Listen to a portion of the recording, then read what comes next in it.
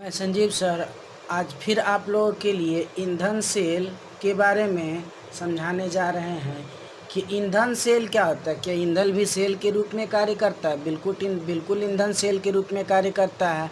तो ईंधन सेल के रूप में कार्य करने के लिए जैसे फ्यूल के रूप में होता है लिक्विड को गैस के रूप में ईंधन के रूप में प्रयोग किया जाता है।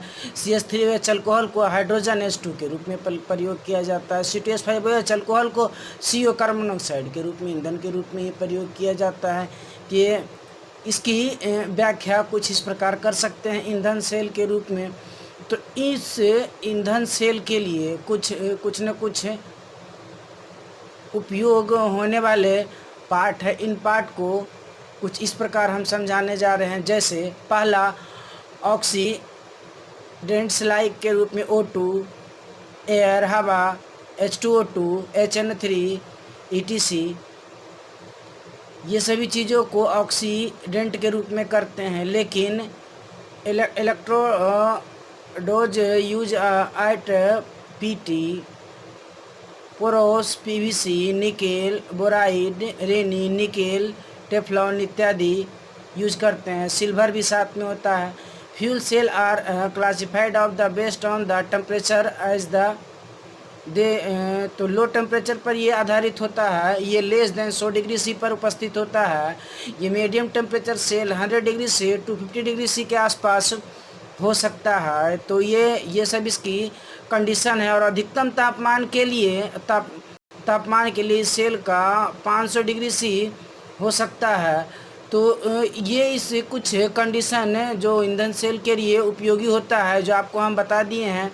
कि ईंधन सेल का जनरली हाइड्रोजन ऑक्सीजन फ्यूल के रूप में जानते हैं। तो हाइड्रोजन फ्यूल के रूप में कुछ इस प्रकार बनाते हैं, जो इसमें आपको दिखाई दे रहा होगा कि इसमें जो सॉल्यूशन है कि इलेक्ट्रिकल करंट एक छोर से दूसरे छोर की ओर प्रवाहित किया जा रहा है।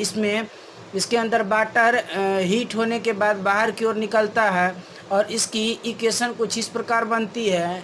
ये रिएक्शन ईंधन सेल की फ्यूल रिएक्शन कहलाता है। इन कैथोड और इन एनोड के रूप में कैथोड पर रिएक्शन होता है। O2 गैस के रूप में प्लस 2H2O लिक्विड के रूप में 4 इलेक्ट्रॉन निष्कासित करते हैं।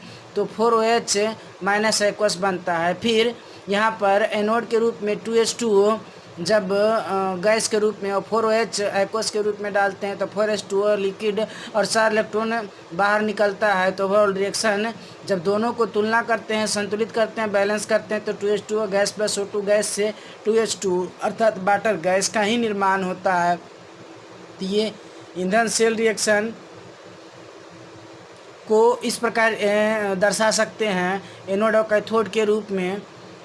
अब यहाँ हाइड्रोकार्बन ऑक्सीजन फ्यूल के रूप में देखते हैं। तो यहाँ पर ऑक्सीजन फ्यूल के रूप में कार्बन डाइऑक्साइड इसके अंदर डाला जाता है, जो मेथनॉल वाटर के रूप में जाता है और बाहर की ओर हवा के सहारे निकलता जाता है। लेकिन इसके बाहर निकलने से पहले इसमें जो इलेक्ट्रॉन का आवागमन होता है एनोड से कैथोड की ओर, तो वो एनोड से कैथोड की ओर एक ईंधन का निर्माण करता है। और जिसके कारण इसमें लगे बल्ब आसानी से चमक उठता है, जो आप इसमें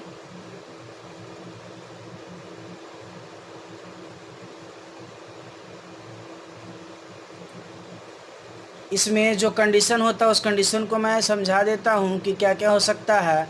पहला point higher efficiency of energy conversion, इसमें बहुत ज़्यादा मात्रा में एनर्जी कन्वर्ट होता है। दूसरा no moving parts in the cell.